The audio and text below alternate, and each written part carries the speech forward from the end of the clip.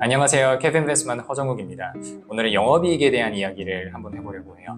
여러분들 영업이익 참 좋아하시죠? 재무제표를 안 보시는 분들도 너무나도 많지만 보시는 분들 중에서도 그동안 저를 찾아오셨던 수강생분들을 기억을 해보면 저 재무제표 보고 투자합니다 라고 하시는 분들 중에서 거의 대부분이 손익계산서만 보셨고 손익계산서 중에서도 매출하고 영업이익 정도만 보시고 투자를 하고 계셨더라고요. 물론 안 보시는 분들에 비해서는 손익계산서라도 참고하시는 게 너무나 훌륭하지만 사실은 여기까지 본 것만으로 재무제표를 훌륭하게 분석하고 있는 투자자다라고 평가하기는 조금 어렵기는 하거든요. 그래서 여러분들이 너무나 좋아하고 아무래도 재무제표를 딱 열면은 가장 눈에 띌 수밖에 없는 수치인 거는 제가 인정을 해요. 하지만 이런 영업이익을 여러분들이 표면적으로 받아들이셨을 때 어떤 실수를 할 수 있는지 말씀을 드려보고 싶어요. 많은 분들이 영업이익이 상승하고 상승하는 추세면 주가도 같이 상승할 수 있다라고 믿고 계세요. 하지만 이 믿음은 굉장히 큰 함정을 하나 가지고 있습니다. 왜 그러냐면 영업이익이 증가한 게 절대 좋은 소식이 아닐 수 있어서 그래요. 증가한 영업이익이라고 하더라도 다 같은 영업이익이 아닙니다. 어떤 영업이익은 일회성으로 증가한 영업이익일 수도 있고요.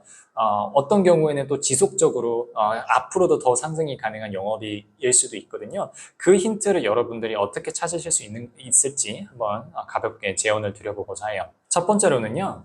보통 영업이익이 성장하는 데에는 뭐 비용 절감한 효과도 있었겠지만 대부분의 경우는 매출이 증가했겠죠. 근데 이 매출이 증가해서 영업이익이 증가한 원인이 어디에 있는지 여러분들이 한번 확인을 해보셔야 돼요. 매출이 증가하는 원인은 크게 두 가지가 있습니다. 모든 매출은요, 저희가 분석하는 관점에서는 price 곱하기 quantity, 즉 가격 곱하기 수량으로 나타납니다. 그러면 가격이 움직여서 영업이익이 개선이 된 건지 혹은 수량이 개선돼서 영업이익이 증가한 건지 꼭 한번 확인을 해보셔야 돼요. 가격과 수량 중에서 뭐가 상승해서 매출 그리고 영업이익이 개선된 게 좋다고 생각을 하세요? 한번 생각해 보실까요? 가격이 올라서 영업이익이 올라간 게 마진의 차원에서는 단기적으로는 좋게 보일 수 있어요.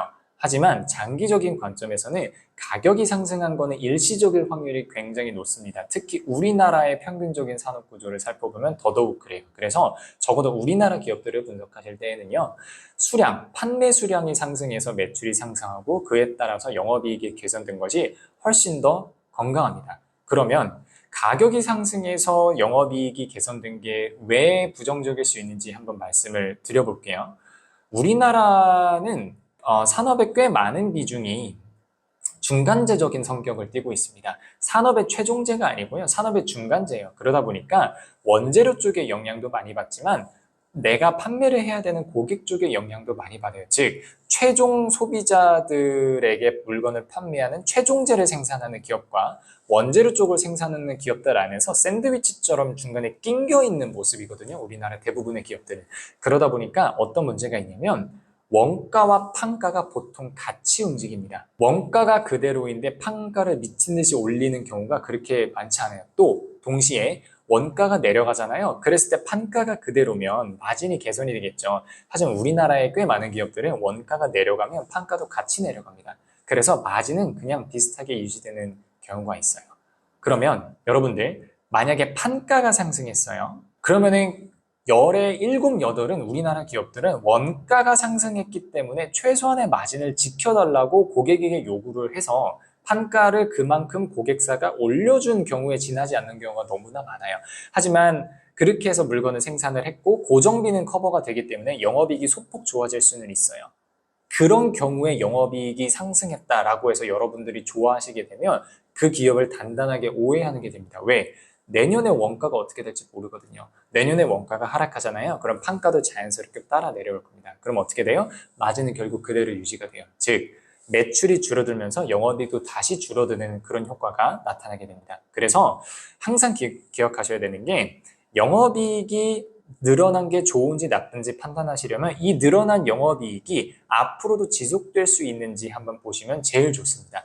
그러한 관점에서 수량이 상승한 게 보통 일반적으로 좋다고 이야기합니다. 왜? 수량이 상승했다, 판매 수량이 증가했다라고 하는 거는 고객사 쪽에서, 고객 사이드에서 수요가 늘어났다라고 볼 수가 있거든요. 물론 올해 수요가 늘어났다라고 해서 내년에 수요가 그만큼 또 늘어날 거냐? 또 그렇지는 않죠. 하지만 고객이 주문하는 물량이라고 하는 거는 평균적인 관점에서는 하방 경직성이라는 게 존재합니다. 갑자기 경기가 확 다운턴을 해서 고객사 쪽에서도 수요에 대한 대응이 안 돼서 물량을 확 줄이는 경우가 아닌 이상 점진적으로 주문 물량을 늘려가고 있으면 앞으로도 수량의 관점은 계속해서 늘어나는 경향이 조금씩 있거든요. 그러다 보니까 수량이 상승해서 매출이 상승했고 그에 따라서 영업이익이 상승했다 라고 한다면 이 매출의 증가 그리고 그에 따른 영업이익 상승은 앞으로도 지속될 확률이 판가가 인상돼서 영업이익이 개선된 것보다는 확률이 높다라고 볼 수가 있는 거죠. 하나 더 말씀드릴게요. 다만 여러분들이 신경 쓰셔야 되는 게 있어요. 자, 방금 전에 제가 판가가 상승한 거는 일반적으로는 일회성이기 때문에 조심하셔야 될 필요가 있어요 라고 말씀을 드렸는데 기업에 따라서 경쟁력이 확실해서 판가가 상승했어요. 근데 원가가 움직이는 거랑 상관없이 내가 판가를 상승시키고 그 상승시킨 판가를 앞으로도 유지할 수 있는 경쟁력이 확실한 기업들이 있을 수 있겠죠. 예컨대 엄청난 브랜드 가치를 가지고 있는 소비재 기업이라던가 예컨대 애플이라고 하는 기업들이 있겠죠. 이런 기업들처럼 내가 계속해서 가격을 올려도 소비자가 내 물건을 사고 싶게 만들고 살 수밖에 없는 기업들인 경우에는 가격이 상승한 것만큼 좋은 게 없겠죠. 왜? 똑같은 물량을 파는데 원가는 그대로 나 혼자 판가를 상승시킨다 그러면 마진은 극대화될 수 있을 거고 내가 파는 모든 물량마다 그만큼의 마진이 상승한다라 그러면 영업이익은 폭발적으로 증가하겠죠.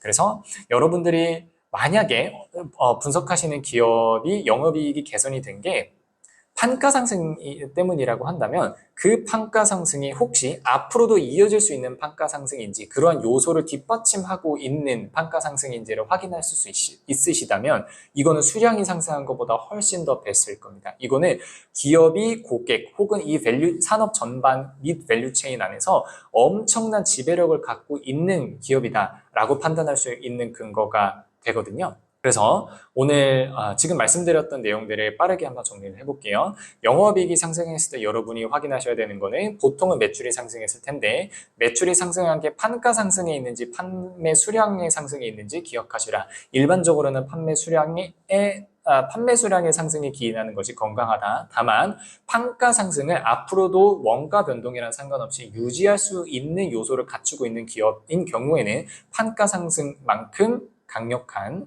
요소가 없다라고 기억을 해주시면 될 것 같아요. 그래서 오늘의 키워드는요. 영업이익은요. 항상 중요한 게 양질의 지속 가능한 이익 상승이 이루어지는 것이 제일 중요합니다. 이 포인트를 기억을 하시면서 앞으로 영업이익을 조금 더 그 이면을 들여다볼 수 있는 투자자가 되시기를 바랍니다. 감사합니다.